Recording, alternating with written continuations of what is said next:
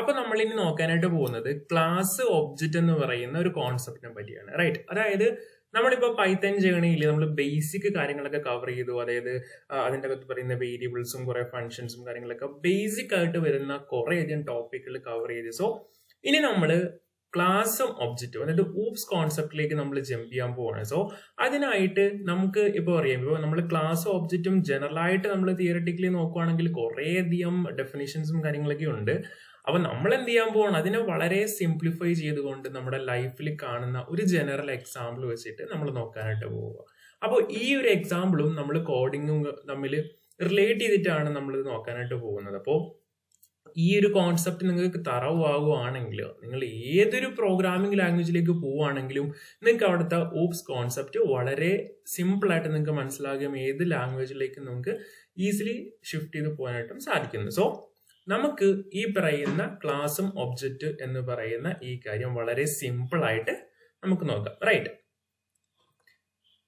അപ്പോ അതിനായിട്ട് നിങ്ങളൊരു കാര്യം വിചാരിക്കുക. ഇപ്പോ എനിക്കൊരു വീട് വെക്കണമെന്ന് വിചാരിക്കുക. അപ്പൊ ഞാൻ എന്ത് ചെയ്യുന്നു, ആ വീടിന് വേണ്ടിയിട്ടുള്ള പ്ലാൻ ആക്ച്വലി ആദ്യം ക്രിയേറ്റ് ചെയ്യും, റൈറ്റ്? അപ്പോൾ ഈ പ്ലാൻ എന്ന് പറയുമ്പോൾ ഇതിൽ എന്തൊക്കെ ഉണ്ടാവും? ഇവിടെ ആക്ച്വലി റൂം ഉണ്ടായിരിക്കും, അതുപോലെ തന്നെ നമുക്ക് എത്ര റൂം വേണം, എത്ര കിച്ചൺ വേണം, അതുപോലെ എത്ര ടോയ്ലറ്റ് വേണം എന്ന് പറയുന്ന കാര്യങ്ങളൊക്കെ ഇതിൻ്റെ അകത്ത് ഉണ്ടായിരിക്കും, റൈറ്റ്? അപ്പോൾ ഈ പ്ലാനിൻ്റെ അകത്ത് എത്ര കാര്യങ്ങൾ, അതായത് ആ വീടിന്റെ പ്രോപ്പർട്ടീസ് ഉണ്ടായിരിക്കും. അവിടുത്തെ റൂംസ്, അതുപോലെ തന്നെ അവിടുത്തെ കിച്ചൺ, അതുപോലെ തന്നെ മാസ്റ്റർ ബെഡ്റൂം എന്ന് പറയുന്ന കാര്യങ്ങളുടെ ഡയമെൻഷനും, അതുപോലെ തന്നെ അതിന്റെ പ്രോപ്പർട്ടീസും അതിന്റെ ലെങ്ത്തും കാര്യങ്ങളൊക്കെ അവിടെ ഉണ്ടായിരിക്കും, റൈറ്റ്? അപ്പോൾ ഈ ഒരു പ്ലാനിൽ എനിക്ക് കയറി താമസിക്കാൻ പറ്റുമോ? ഇല്ല. ഇവിടെ ഇത്രയും കാര്യങ്ങൾ ഉണ്ടെന്നും പറഞ്ഞാൽ നമുക്ക് കയറി താമസിക്കാൻ പറ്റത്തില്ല. ഈ പ്ലാൻ ഉപയോഗിച്ചുകൊണ്ട് ഒരു വീട് കൺസ്ട്രക്ട് ചെയ്യുമ്പോഴാണ് ആക്ച്വലി എന്ത് ചെയ്യാൻ പറ്റുന്നത്, അത് ഒരാൾക്ക് കയറി താമസിക്കാൻ പറ്റുന്ന ലെവലിലേക്ക് മാറുന്നത്. അതായത് ഈ പ്ലാനിന്റെ അകത്ത് എത്ര റൂംസ് വേണം, അതുപോലെ തന്നെ അവിടെ എന്തൊക്കെ വേണം, നമുക്ക് എക്സ്ട്രാ സ്റ്റോർ റൂം വേണോ എന്ന് പറയുന്ന കാര്യങ്ങളൊക്കെ എഴുതി വെച്ചിട്ടുണ്ടെങ്കിൽ വരച്ചു വെച്ചിട്ടുണ്ടായിരിക്കും. ഈ പ്ലാൻ ഉപയോഗിച്ചൊരു വീട് കൺസ്ട്രക്ട് ചെയ്താൽ മാത്രമേ എന്ത് ചെയ്യാൻ പറ്റത്തുള്ളൂ, നമുക്ക് കയറി താമസിക്കാം. അത് നമുക്കൊരു യൂസബിൾ ഫോർമാറ്റിലേക്ക് അതിനെ മാറ്റാൻ പറ്റത്തുള്ളൂ, അല്ലെങ്കിൽ നമുക്കത് യൂസ് ചെയ്യാൻ പറ്റത്തുള്ളൂ. ഇതേ കോൺസെപ്റ്റ് ആണ് നമ്മുടെ പ്രോഗ്രാമിംഗ് ലാംഗ്വേജിന്റെ അകത്തുള്ള ക്ലാസും ഒബ്ജക്റ്റ് എന്ന് പറയുന്ന കാര്യം. അതായത് നമ്മുടെ പ്രോഗ്രാമിംഗ് ലാംഗ്വേജിൽ ഒരു ക്ലാസ് എന്ന് പറയുമ്പോൾ ആ ഒരു ക്ലാസ് ഒരു പ്ലാൻ ആണ്, റൈറ്റ്? ആ ക്ലാസ് കൊണ്ട് നമ്മൾ എന്ത് ചെയ്യുന്നു, ഒരു ഒബ്ജക്റ്റ് ക്രിയേറ്റ് ചെയ്യുമ്പോൾ മാത്രമേ നമുക്കത് യൂസ് ചെയ്യാനായിട്ട് പറ്റുള്ളൂ. അതായത് ഇവിടുത്തെ വീട് എന്ന രീതി. അതായത് ഈ ക്ലാസ് എന്ന് പറയുമ്പോൾ നമ്മളിവിടെ പറഞ്ഞിരുന്നു, ഈ പ്ലാനിന്റെ അകത്ത് എന്തുണ്ട്, അതിന്റെ പ്രോപ്പർട്ടീസ് എന്ന് പറയുമ്പോൾ എത്ര റൂം ഉണ്ട്, അതുപോലെ തന്നെ അതിന്റെ അകത്ത് കിച്ചൺ ഉണ്ടോ, സ്റ്റോർ റൂം ഉണ്ടോ, ഇതൊക്കെയാണ് അവിടുത്തെ പ്രോപ്പർട്ടീസ് ആയിട്ട് വരുന്നത്. അതുപോലെ തന്നെ ക്ലാസിന്റെ അകത്ത് വരുമ്പോൾ എന്തായിരിക്കും, എത്ര വേരിയബിൾസ് ഉണ്ട്, അല്ലെങ്കിൽ ഫംഗ്ഷൻ ഉണ്ടോ, ഇങ്ങനത്തെ കുറെ അധികം കാര്യങ്ങൾ. അപ്പോ ഈ പറയുന്ന ഫംഗ്ഷനും ഈ പറയുന്ന വേരിയബിൾസും നമുക്കൊരു യൂസബിൾ ഫോർമാറ്റ് ആകുന്നത് എപ്പോഴാണ്, അതിന്റെ ഒബ്ജക്റ്റ് ക്രിയേറ്റ് ചെയ്യുമ്പോഴാണ്. അതായത് ഇവിടുത്തെ പോലെ തന്നെ ഇവിടെ കുറെ റൂംസ് കാര്യങ്ങളൊക്കെ ഉണ്ട്. ഇവിടെ റൂം, ഈ ഒരു പ്ലാനിൽ റൂം ഉണ്ടായിട്ട് നമുക്കത് യൂസ് ചെയ്യാൻ പറ്റൂ? ഇല്ല.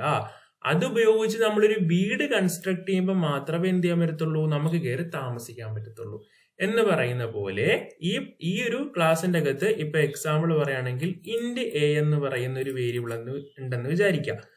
അപ്പോ ഇതൊരു പ്ലാൻ മാത്രമാ. ഇത് ഉപയോഗിച്ച് ഞാനൊരു ഒബ്ജക്റ്റ് ക്രിയേറ്റ് ചെയ്യുമ്പോഴാണ് എന്ത് ചെയ്യുക, നമ്മുടെ മെമ്മറിയിൽ ഒരു എ എന്ന് പറയുന്ന ഒരു ഇൻറ്റീജർ വേരിയബിൾ ക്രിയേറ്റ് ചെയ്യുന്നത്.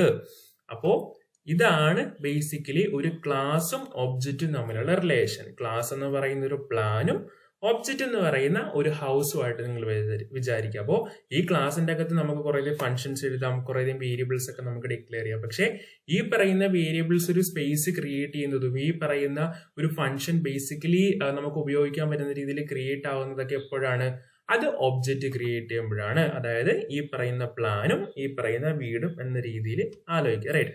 അപ്പോൾ ഇത്രയും സിമ്പിൾ കോൺസെപ്റ്റ് ആണ് ഒരു ക്ലാസും ഒരു ഒബ്ജക്റ്റ് എന്ന് പറയുന്ന കാര്യം, റൈറ്റ്? ഇതാണ് ഏതൊരു പ്രോഗ്രാമിംഗ് ലാംഗ്വേജ് എടുത്താലും അതിനകത്തുള്ള ക്ലാസ് ഒബ്ജക്റ്റ് റിലേഷൻ, റൈറ്റ്? അതുപോലെ തന്നെ ഇപ്പൊ എന്റെ കയ്യിൽ ഒരു പ്ലാൻ ഉണ്ട്. എനിക്ക് ഈ പ്ലാൻ ഉപയോഗിച്ച് എനിക്ക് വേണമെങ്കിൽ എത്ര വേണമെങ്കിലും ഒബ്ജക്റ്റ് ക്രിയേറ്റ് ചെയ്യാം, അല്ലെങ്കിൽ എത്ര വേണമെങ്കിലും വീട് എനിക്ക് വെക്കാം. അപ്പോ ഇങ്ങനെ നമ്മൾ വീട് വെക്കുമ്പോൾ എന്ത് ചെയ്യാം, നമുക്ക് ഓരോ വീടിനും ഓരോ പേരായിരിക്കും. അതായത് എത്ര വേണമെങ്കിലും എനിക്ക് ഒബ്ജക്റ്റ് ക്രിയേറ്റ് ചെയ്യാം. അപ്പൊ ഒബ്ജക്റ്റിന്റെ പേരുകൾ തമ്മിൽ ഡിഫറെന്റ് ആയിരിക്കും. അതായത് ഒരേ പേരിൽ ഒബ്ജക്റ്റ് ക്രിയേറ്റ് ചെയ്യാൻ പറ്റത്തില്ല. ഈ പറയുന്ന അതായത് ഒരേ പേരിൽ നമുക്ക് വീട് വെക്കാൻ പറ്റില്ല. നമുക്ക് ഈ പ്ലാൻ ഉപയോഗിച്ച് പല പേരിൽ നമുക്ക് വീട് വെക്കാം. ഒരു വീടിന്റെ പേര് എ എന്നാണെങ്കിൽ മറ്റൊരു വീടിന്റെ പേര് ബി എന്നായിരിക്കും. അപ്പോൾ ഇതേ പ്ലാൻ ആയതുകൊണ്ട് എന്തായിരിക്കും ഇവിടെ സംഭവം? ഇതേ സ്പേസും ഇതേ റൂമും ഈ വീട്ടിൽ കാണും, ഇതേ സ്പേസും ഇതേ റൂമും ഈ വീട്ടിൽ കാണും. അപ്പോ ഈ രണ്ട് വീട്ടിലും എന്താ വ്യത്യാസം? എന്താണ്? അവിടുത്തെ പേരുകൾ മാത്രമേ വ്യത്യാസമുള്ളൂ. അതിനകത്തുള്ള റൂംസ് സെയിം ആണ്, അതിനകത്തുള്ള പ്രോപ്പർട്ടീസ് സെയിം ആണ്, അതിനകത്തുള്ള കാര്യങ്ങളെല്ലാം സെയിം ആണ്. എന്ന് പറയണ പോലെ ഒരു ക്ലാസ് കൊണ്ട് നമുക്ക് എത്ര വേണമെങ്കിലും എന്ത് ചെയ്യാം?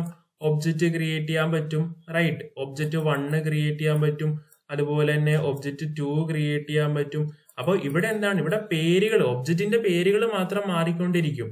പക്ഷെ ആ ഓരോ ഒബ്ജക്റ്റിന്റെ അകത്തുള്ള ഇപ്പൊ പ്രോപ്പർട്ടീസ് ആയിക്കോട്ടെ അല്ലെങ്കിൽ അതിനകത്തുള്ള വേരിയബിൾ ആയിക്കോട്ടെ, അത് ഈ ക്ലാസ്സിനോട് സിമിലർ ആയിരിക്കും.